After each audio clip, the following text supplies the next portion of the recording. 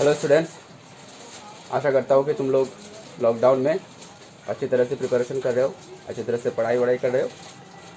तो आज मैं तुम लोगों के लिए कल जो हमने कराया था प्रॉपर्टीज ऑफ बल्क मैटर से स्ट्रेन, उसके कंटिन्यूएशन पार्ट से मैं आज कंटिन्यू करूँगा। चलो, आज जो टॉपिक हम पढ़ेंगे इसका नाम है स्ट्रेस। ओके, इसका नाम है स्ट्रेस। नाम से पता चल रहा है स्ट्रेस का मतलब क्या है। Stress is one type of pressure. अगर हम बोलते हैं कि दिमाग पे स्ट्रेस मत डालो, स्ट्रेस पड़ रहा है, जिंदगी पे स्ट्रेस आ गया, मतलब क्या पड़ गया? प्रेशर बढ़ गया। ठीक है, तो stress is nothing but pressure. Okay, अगर प्रेशर का डेफिनेशन देखे, प्रेशर का डेफिनेशन क्या है? प्रेशर का डेफिनेशन है फोर्स पर यूनिट एरिया। ठीक है, तो pressure is nothing but pressure is equal to force per unit area. अगर प्रेशर इज स्ट्रेस है तो स्ट्रेस का भी यही डेफिनेशन है, stress equals to force per unit area. ठीक है, स्ट्रेस का एसआई यूनिट, स्ट्रेस का एसआई यूनिट हो गया newton per metre square. Okay, stress का ऐसा यूनिट हो गया न्यूटन पर मीटर स्क्वायर। तो basic definition of stress will be stress is nothing but it is one type of pressure. So उसका formula हो गया फोर्स पर यूनिट एरिया और ऐसा यूनिट हो गया न्यूटन पर मीटर स्क्वायर। ठीक है, अच्छा, अभी हम न्यू टॉपिक पे चलते हैं। बहुत ही इंटरेस्टिंग टॉपिक है, इसका नाम है इलास्टिसिटी।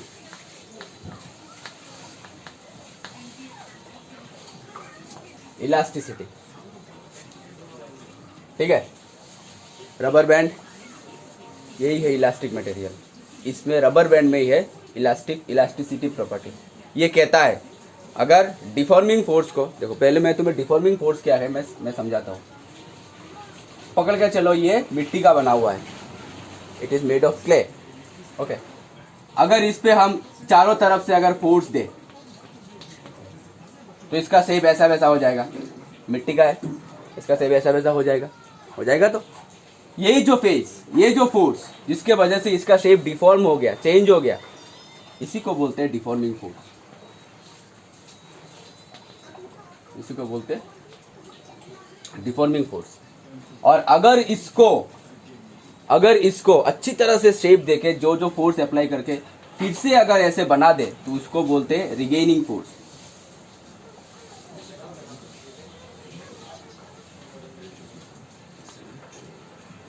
पर reconstructive force.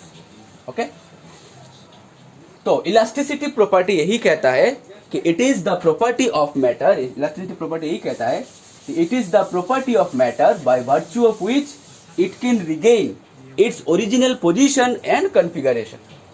Elasticity is the property of matter by virtue of which it can regain its original position and configuration. Original position and configuration after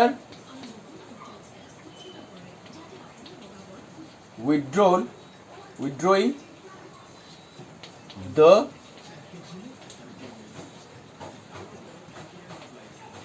deforming force. It is the property of matter It is the property of matter by virtue of which it can regain its original position and configuration after withdrawing the deforming force. अगर deforming force withdraw करने के बाद जो यही इसी property से अगर उसका ओरिजिनल पोजीशन कॉन्फ़िगरेशन फिर से अगर आ जाता है तो इसको बोलते हैं property of elasticity. For example rubber band, अगर उसको हम खींचे, रबर बैंड को अगर हम खींचे तो इसका शेप क्या होगा, लंबा हो जाएगा, साइज क्या हो जाएगा, थोड़ा थोड़ा लंबा, शेप थोड़ा चेंज हो जाएगा, लंबा हो जाएगा। अगर इसको छोड़ दे फिर से आ जाता है अपनी जगह पे, ठीक है। तो यही प्रॉपर्टी, इसी प्रॉपर्टी को कहते हैं इलास्टिक प्रॉपर्टी और इलास्टिसिटी प्रॉपर्टी, ठीक है। For example S for example rubber, okay. अगर रबर को हम खींचने के बाद डिफॉर्मिंग फोर्स दिया, फिर से छोड़ दिया, ओरिजिनल पोजीशन पे आ गया, इसको बोलते हैं इलास्टिसिटी प्रॉपर्टी, ठीक है।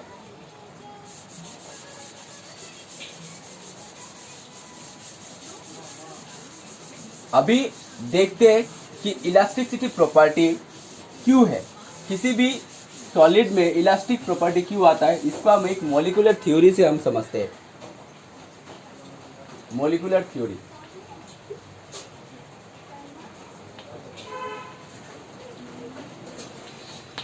मॉलिक्यूलर थ्योरी, ठीक है। एक ग्राफ ड्रॉ करते हैं, पोटेंशियल एनर्जी वर्सेस डिस्टेंस। तो ग्राफ अगर ड्रॉ करेंगे तो ग्राफ का शेप आएगा ऐसे,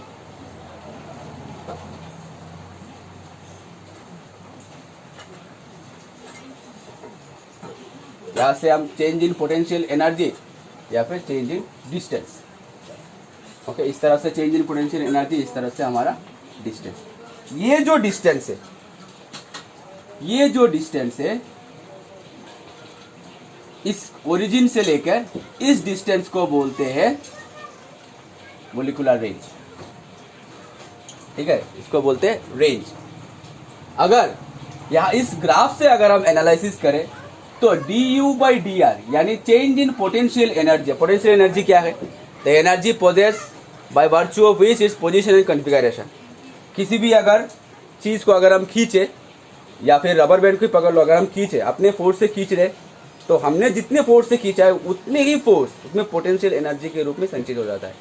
इसमें पोजीशन भी चेंज हो रहा है, इसका कॉन्फ़िगरेशन भी चेंज हो रहा है, ठीक है, जिसकी वजह से इसमें पोटेंशियल एनर्जी आता है। तो अगर potential energy with respect to the distance अगर चेंज देखें तो किसी एक टाइम पे ये जो टाइम है, जितना भी पोटेंशियल एनर्जी बढ़ता रहता है, यहां से लेकर मैक्सिमम पकड़ लो, ठीक है। तो धीरे धीरे पोटेंशियल एनर्जी घट रहा है, धीरे धीरे पोटेंशियल एनर्जी घट रहा है, इधर से घट रहा है, इधर से थोड़ा करके बढ़ रहा है, ठीक है।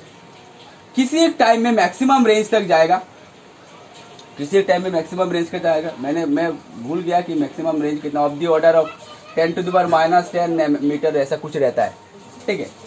तो ये जो मैक्सिमम रेंज है, इसी रेंज के आसपास ही मॉलिक्यूल क्या करता है, सिंपल हार्मोनिक मोशन की तरह वाइब्रेट करता है, SHM। Molecules are vibrated, molecules vibrate करता रहता है, ठीक है। मतलब वाइब्रेटेड मतलब सिंपल हार्मोनिक मोशन तुम पढ़ोगे, ऑसिलेशन जब तुम पढ़ोगे तब तुम सिंपल हार्मोनिक मोशन पढ़ोगे, ठीक है। वाइब्रेशन दो टाइप का होता है, वेव वाइब्रेशन दो टाइप का होता है, एक ट्रांसवर्स एक लॉन्गिट्यूडिनल। वेव दो तरह का होता है, एक लॉन्गिट्यूडिनल वेव, एक ट्रांसवर्स वेव, ठीक है। तो इसी रेंज के आसपास है, इसी रेंज के आसपास मॉलिक्यूल क्या करता है, वाइब्रेट करता है। मतलब इसका टेंडेंसी रहता है टुवर्ड्स द मीन पोजीशन, किसी भी वाइब्रेशन का टेंडेंसी रहता है टुवर्ड्स द मीन पोजीशन, ठीक है। तो ठीक है, तो इसी वजह से, इसी कारण की वजह से, इसी वजह से मॉलिक्यूल्स में क्या आता है, इसी वजह से मॉलिक्यूल्स में आता है इलास्टिक प्रॉपर्टी व elasticity property due to the simple harmonic motion of the molecule. इसी वजह से आता है क्योंकि ये सिंपल हार्मोनिक का मोशन क्या रहता है, टुवर्ड्स द मीन पोजीशन। और डिफॉर्मिंग फोर्स को अगर हम विड्रॉ कर दे तो टुवर्ड्स द मीन पोजीशन, मतलब ये ओरिजिनल कॉन्फ़िगरेशन की तरफ ही जाएगा, ठीक है। तो इसी वजह से मॉलिक्यूल्स में क्या आता है, हमारा इलास्टिसिटी प्रॉपर्टी क्रिएट करता है, ठीक है। अच्छा, तो इलास्टिसिटी हम अभी डिटेल्स में स्टडी करेंगे। Types of elasticity,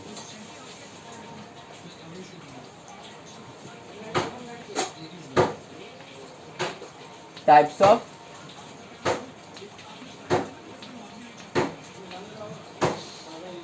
types of elasticity, ठीक है।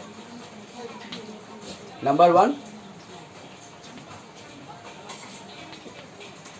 Young's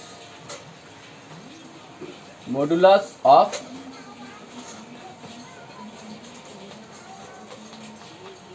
elasticity, bulk modulus of elasticity, and number 3, shear modulus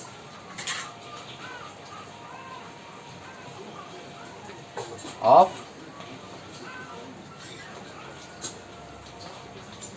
elasticity, ठीक है। Young's modulus of elasticity, bulk modulus of elasticity and shear modulus और rigidity modulus of elasticity, ठीक है। तो पहले हम देखते हैं Young's modulus of elasticity.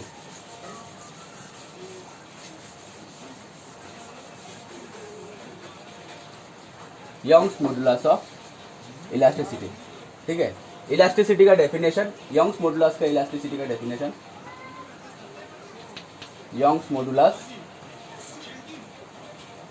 Is equals to stress by strain. किसी भी मॉडुलस का डेफिनेशन रहता है स्ट्रेस डिवाइडेड बाय स्ट्रेन। किसी भी मॉडुलस का डेफिनेशन है स्ट्रेस डिवाइडेड बाय स्ट्रेन। अगर हम ये रॉड पकड़ ले या रबर पकड़ ले, ठीक है, तो इतना हो गया हमारा change in length delta L, ये हो गया हमारा ओरिजिनल लेंथ एल, इस तरफ से फोर्स लगा है एफ, और ये है रबर का क्रॉस सेक्शनल एरिया ए। तो स्ट्रेस हो गया हमारा एफ बाई ए, ओके, और स्ट्रेन हो गया delta L by L. So हमारा फॉर्मूला हो गया F into L divided by A into delta L. ये हो गया हमारा Young's modulus Y, F into L divided by A into delta L, ठीक है।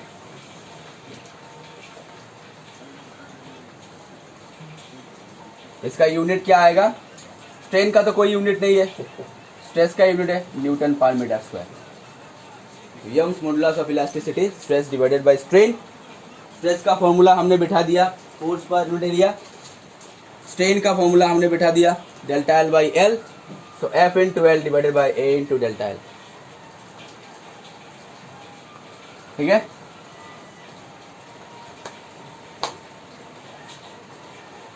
सो स्टूडेंट्स, आज के लिए हम इतना ही रखते हैं। नेक्स्ट दिन हम बल्क मॉडुलस ऑफ इलास्टिसिटी और शियर मॉडुलस ऑफ इलास्टिसिटी हम कंटिन्यू करेंगे। आशा करता हूँ तुम सब घर में सेफ रहो, stay safe, stay at home. Thank you.